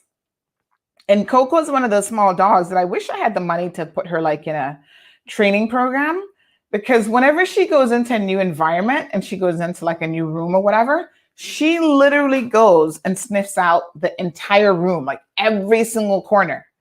And I've never seen a dog do that before. Like I said, I've owned dogs my entire life. And Coco is a sniffer. She goes around and she sniffs everything. And it's like people will be like, what's your dog looking for? And I'm like, well, if you got any food or drugs in here, I think my dog's going to find it. So hopefully you don't have either one of those. But yeah, she is an amazing dog like that. And she's also obsessed with toys, stuffed animals in particular. So if she comes into your house and you have stuffed animals, no matter how high up you have them, Coco will find those toys. She has been to, let me tell you, years ago, we went to Karen Thompson's house. She lives in Tropical Gardens, her apartment. And Coco went in her apartment, went upstairs. This is how nosy she is too. In Karen's guest room, and Karen has it all fixed up nicely. The bed is always made up with all these stuffed animals. Here comes Coco trotting down the stairs with a stuffed animal in her mouth. So she went into the woman's room, sniffed out the place, and discovered that there were stuffed animals on her bed, helped herself to one of the stuffed animals, and starts coming downstairs with a stuffed animal in her mouth. And I was like, oh, Coco, that stuffed animal isn't for you. Put it back. And of course, you got to then take it away from her and tell her, no, this is not yours. She is something else. She is, but we always keep her with a lot of stuffed animals. She pulls out the stuffing. So it's not like the stuffed animal is going to stay nice for long, but she does pull out the stuffing out of them and the squeaky bits, and she likes to rip that apart, right? But that's Coco's thing. Alric is still here with us, and Alric says, Sandra from May of 2021. No. Sue and Irvin says it's her time. I think she's referring to Coco. Sue thinks that maybe the lady might have been working multiple jobs. That's entirely possible. Listen, most of us got to have like 4 jobs right now just to make ends meet. So Irvin says, just like my Coco, always sniffing. And I do think that certain breeds, poodles in particular, and Coco is a poodle and Shih Tzu mix, poodles can be very intelligent. And I do think that they have a capacity to have a really good sense of smell. But all dogs do. Before dogs, remember when they're born, before they can actually see, the one sense that is working right away is their sense of smell. And so they come out sniffing and smelling the world. And that's how they identify their siblings. And that's how they identify, their mom. And I don't know what Coco's doing right now. Coco, what are you doing? It's almost like there's something on the other side of the door that she keeps trying to get at. which makes me worried because probably like something that I don't want to see, an insect or something. Oh Lord. But yes, dogs have the best sense of smell, more so than human beings. And they utilize that to their advantage. So that's why when dogs greet each other, they don't greet each other by sight. They greet each other by sniffing. That's why they're going to sniff each other's underparts and nether regions to identify, well, who are you? What are you all about? And so forth. And their amazing sense of smell has been utilized to detect cancers, skin cancers in people. And they are very good at it, more so than a doctor without having to do a biopsy. So they have done research where they show a patient to a dog, and the dog is trained because apparently cancers have a unique odor, and the dogs are trained to pick up on. I think it was accidentally discovered that they could do this because a lady said that she had a dog or something. The dog kept going at this particular mole that she had, kept sniffing it. And she went to the doctor because she's like, my dog keeps sniffing this mole. Like, what's going on? And it was cancerous. So now they have trained dogs with something like 90-something% accuracy to identify moles that are in their precancerous or cancerous stages before they have spread. And they're very, very adept at it. They're very good. And they will literally go from like one mole to the next and they sniff. And when they stop, the trainer will give them a treat. And that particular skin mole will tend to be cancerous. So, their sense of smell can be utilized for so many different things. So yes. And Debbie says, Shiloh, by the way, I've met little Shiloh and he is so cute and he absolutely loves me. Anytime I go by Debbie's, Shiloh is, he's like my little boyfriend. He doesn't want to leave me alone. He's like, yeah, I got a friend now. We're going to hang out. And she says, Shiloh likes to perform an autopsy on every stuffed toy. Well, Coco's going to do more than autopsy. She's going to pull it apart.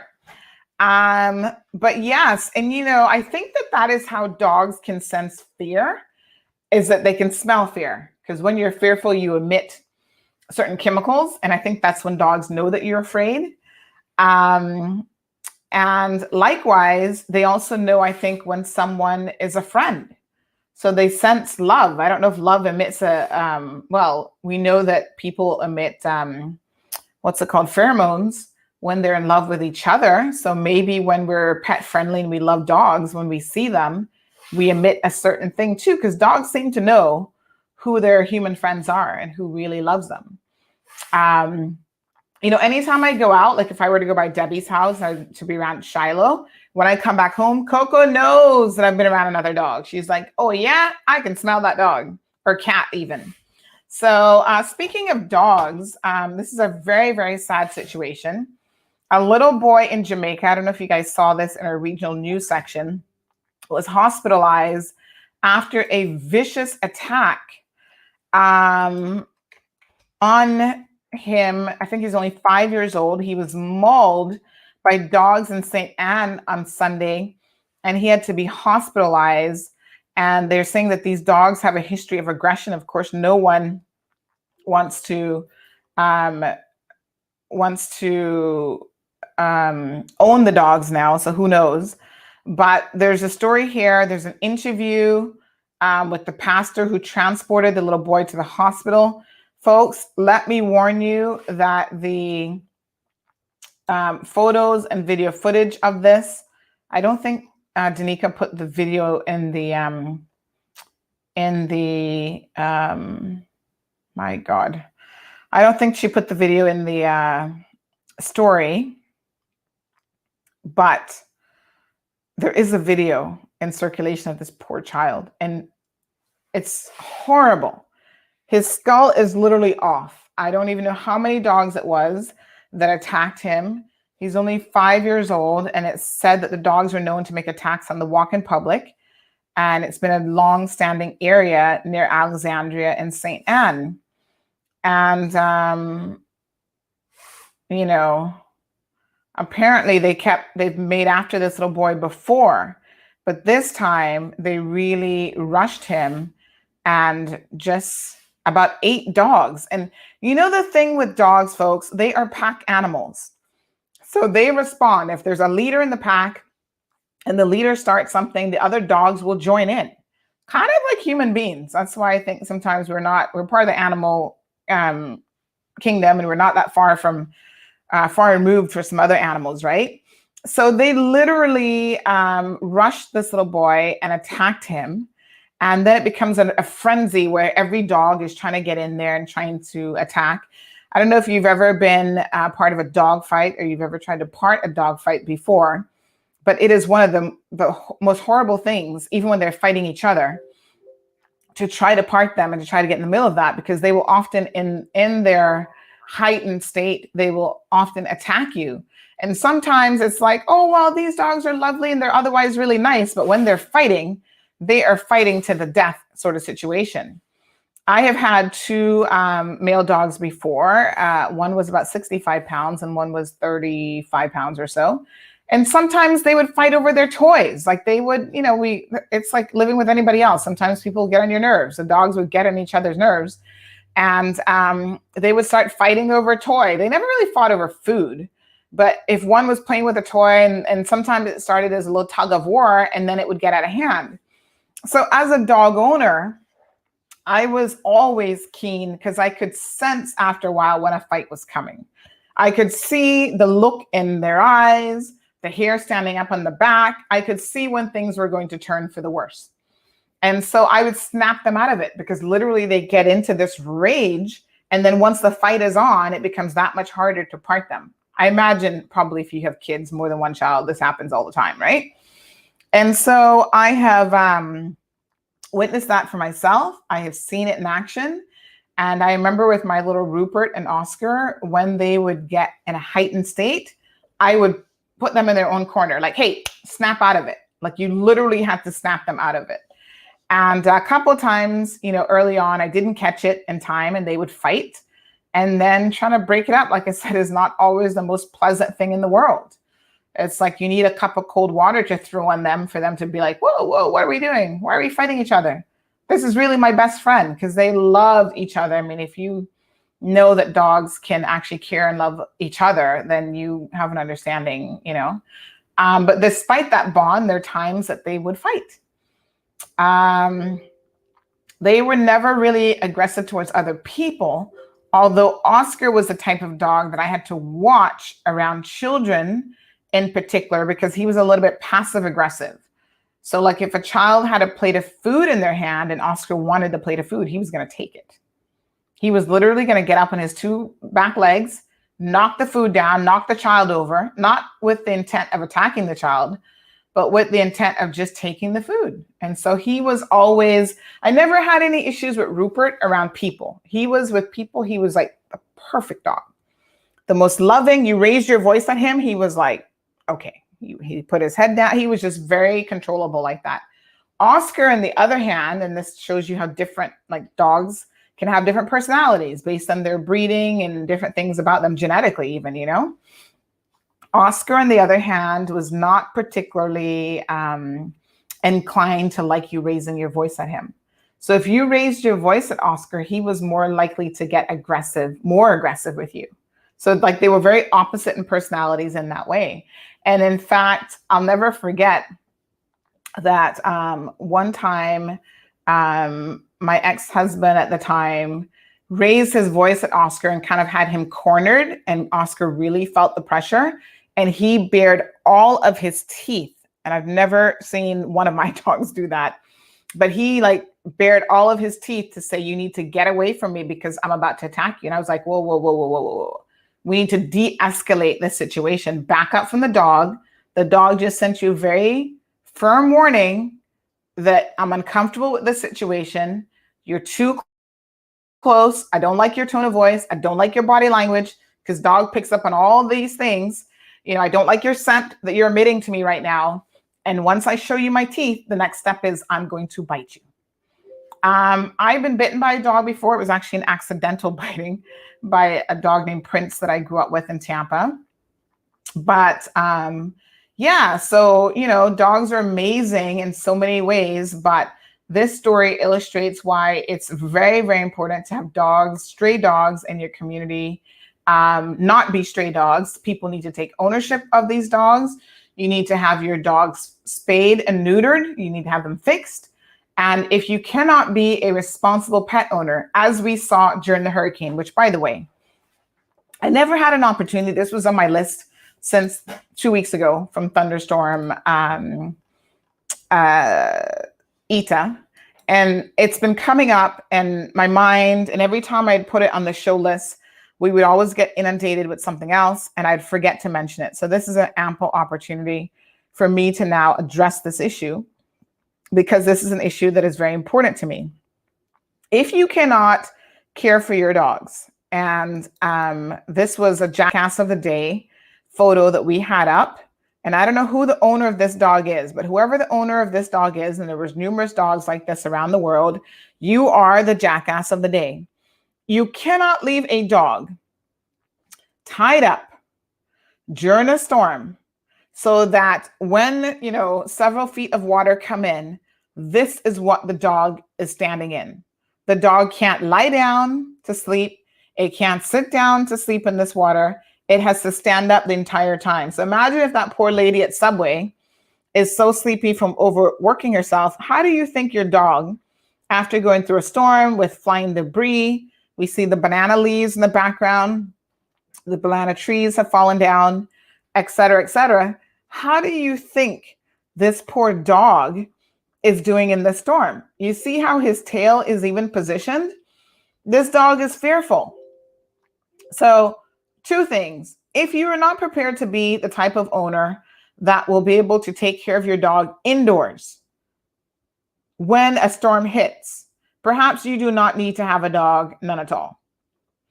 This is disgusting. And I just wanted to say that that's the sort of thing here that really gets under my skin. There's so many people who have dogs in the Cayman Islands. I don't know why, for the sake of saying they have a dog, but they're horrible in terms of how they treat their dogs. They don't feed them well. They don't take care of them. I was speaking to a lady yesterday about the care of dogs, what's involved. And she said she had no idea until she acquired, her ex-husband acquired 2 dogs. And it's like, you've got to brush their coats. You've got to clip their nails. There are things that you need to do. You cannot allow your dogs to roam around the neighborhood, creating a disaster or being a nuisance to other people. There are laws against it, first of all. And secondly, it's completely inhumane. And in a case like this, you get a pack of dogs together. They will attack people and they will attack a child. Remember the last governor, Helen Kilpatrick, was attacked by a pack of dogs on the beach? Before she had been attacked by those dogs, I had been highlighting this situation for years. Because unfortunately, Coco and I lived next door to a dog that was like terror on wheels. The dog had fixated on her as, oh, she's the dog next door that comes out and gets to walk and whatever when I'm tied up. So anytime that dog could pop off of its leash or come out of whatever kennel they had it in, the first thing it did was to look for where my dog was. And on 4 separate occasions, we were walking on the public road or coming out of my apartment complex, and this dog attacked us with a vengeance. And the worst attack happened late at night when I was letting Coco out. I was walking her on her lead, and this dog came out of nowhere. Of course, 10 o'clock at night, you're not even expecting it. And this dog literally just rushed us, grabbed a hold of Coco, because the other times, luckily, Coco was able to run around in circles, and Coco was faster than the dog, right? In this case, we were still on our doorsteps, and the dog just, boom, hit us. And I was like, what is this? And it was full attack mode. The dog was a lot bigger than Coco. It's one of those English bull terriers, the ones that you see in the Target commercial with the little circle around its eye. They have very powerful head muscles, and poor Coco was in a fight for her life. And so thanks to my then boyfriend, now husband, Marlon, he was actually able to save Coco's life because he rushed outside. He was over at the time. He rushed outside to her rescue. And if I tell you what force it took to get that dog off of Coco. All of the hitting and kicking did nothing to the dog. The dog had a death grip on my dog. I mean, it was just unbelievable. She was going to kill Coco. And finally, he took off his belt buckle and hit the dog in the eye. And that is the only reason she let up for a quick second. Quick enough for Coco to run back inside. Poor Coco was injured. We had to take her to the vet. We had a vet bill. Thankfully, nothing serious. She had not punctured any organs or anything like that. But Coco was in a lot of pain. And despite that, she still ran upstairs in my apartment and hid under the bed to save her own life. Another occasion, she actually ran around the back door and Coco just stayed by the back door, afraid to even move.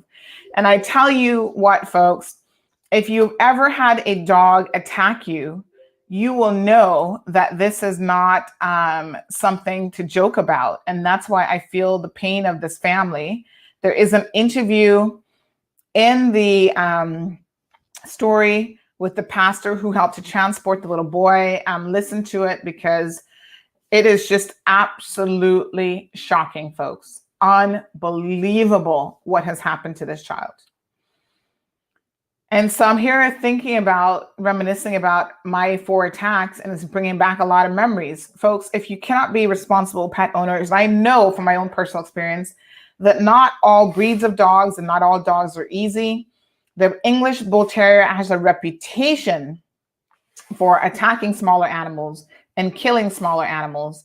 And, you know, one of the things you could try to do early on is to try to socialize them with other dogs, but it doesn't always work. This particular dog was socialized well with its own pack, so its own siblings. When they would come over, it would play well with them. But it had fixated on Coco as the dog next door that it wanted to kill. And police were called, you know, it just went on and on.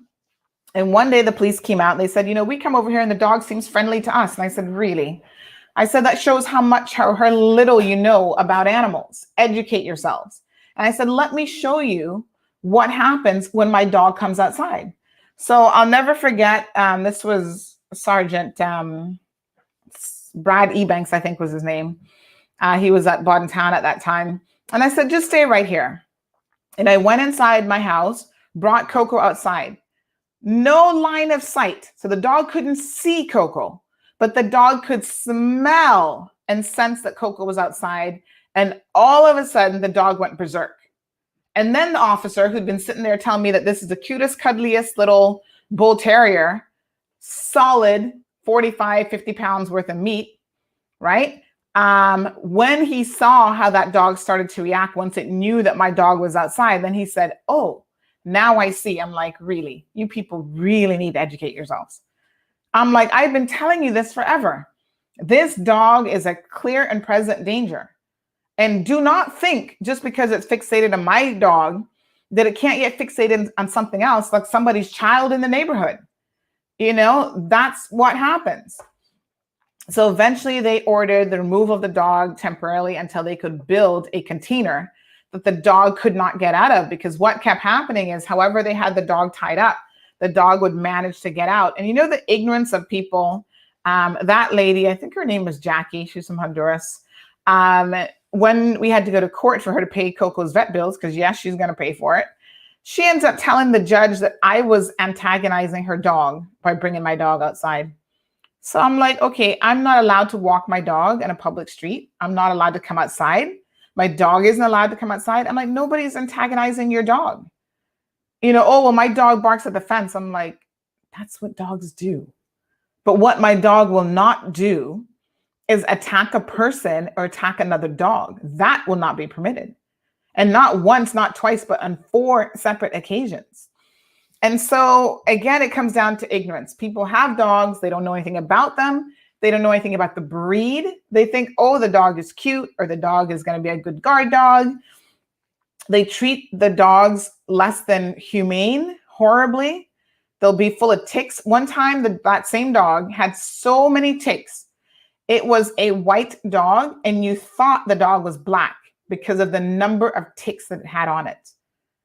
Our animal control officials, we've got one animal welfare officer. He's overworked and underpaid, and the courts are just not ready to deal with the amount of abuse and neglect that happens in this country with animals. Like, I feel like we need to reduce the dog and animal population because most people are simply not taking care of them, and it's not right. So Walton says, has anyone ever visited the pub and grave in Scotland of the dog that coined the saying, a dog is man's best friend? It's quite a story. I haven't, but I can certainly imagine that that is the case. But we have to be their best friend too. You know, we have an obligation if you're going to have a dog. Yes, build them a dog house. Do you know how hot it gets outside in the sun? No fresh water, no shade. Even a dog house, I got to be honest with you. If you're out in the dog house, literally, in 100-degree weather, that is beyond hot. So I'm never impressed, folks, with people who get dogs and treat them horribly, don't do the things that they need to do. And when you start talking to people about how they should treat their dogs, they act like something's wrong with you. Like, oh, well, you're the one who, you don't need to treat a dog so poshly. I'm like, really? Making sure a dog has fresh water is treating them poshly? Like, come on, folks. We need to do better in this country. And this storm, once again, highlighted all of the horrible ways in which we are treating our animals. So Debbie shares that she was a volunteer for PAWS and have seen the abuse firsthand and can't even feed themselves, but have numerous dogs tied up in their yards. Complete idiots. Yes, I agree with you, Debbie. You can't feed yourself. You can't feed your dog. Don't have them, right? Turn them over to the Humane Society. And unfortunately, the Humane Society sometimes has to put dogs down because there are too many. Even the so-called house dogs are mistreated and abused. That's how the first time 10 years ago, folks, how I was dragged into court was over a house dog that was tied up on the porch, had little to no human contact, so much so that when the dog came into my yard, the owner didn't even know for days that the dog was missing. A house dog, you can imagine? Had it on an automatic feeder, put down little papers for it to use the bathroom all over the place. The dog was so crazy that every night the dog would run in circles because it didn't get exercise. It didn't get out to see anyone. It didn't get out to do anything. Well, for the short space of time that I had that dog lived the best life. Dog went on a boat trip. Dog went out and about to see people, went for a car ride. The dog learned how to jump up on furniture. That dog he didn't even know how to jump. I was like, what kind of dog doesn't know how to jump on a sofa? Because it never seen a sofa to jump on. It was just unbelievable. Caymanians, please, I beg you, do better. Do better. This is one area that we have a horrendous record of, and we continue to do it time and time again. Shape up, shape up. Folks, Black Friday is coming up. In case you hadn't noticed, I keep getting all these emails about this being on sale and that being on sale for Black Friday. So if you're going to do your little Christmas shopping, get yourselves together for that, because that's where it's at. That's what's going on. And I think that's all I've got for you today. Tune in at 7 o'clock. Let's talk about, I think we'll discuss the CBC, the fact that the AG's office has lost that case in a most spectacular fashion. An emailed surface that demonstrated that it looks like their client, CBC, the chief medical officer, may have been hiding evidence from the court and disclosure documents. Folks, you can't make this stuff up. The AG's office needs to get it together. They represent government departments and government agencies that are doing wrong. And no matter who you are, you cannot excuse wrong. And the judge is on to them. So let's talk about it this evening. Goodbye, Walton, Evelyn, Debbie, Atlas. All of you have a super productive day, folks. And we will see you this evening at 7 p.m. Folks, do not steal from other people. Young lady, Stop stealing. You've now ruined your career opportunities here in the Cayman Islands. I don't know what family you're working for as a nanny, but I'm sure they're now aware of your shenanigans. You've embarrassed your Filipino community. You're an embarrassment to all of us. Keep the stealing at bay. In the long run, your reputation is worth far more than any dollar amount that you could have possibly stolen. Have a fabulous day, folks. Thanks for tuning in to another edition of The Cold Hard Truth. Make sure to check Facebook for showtimes and more information and the latest news at CaymanMarlRoad.com. Subscribe to our IG and Facebook pages to get the latest happenings.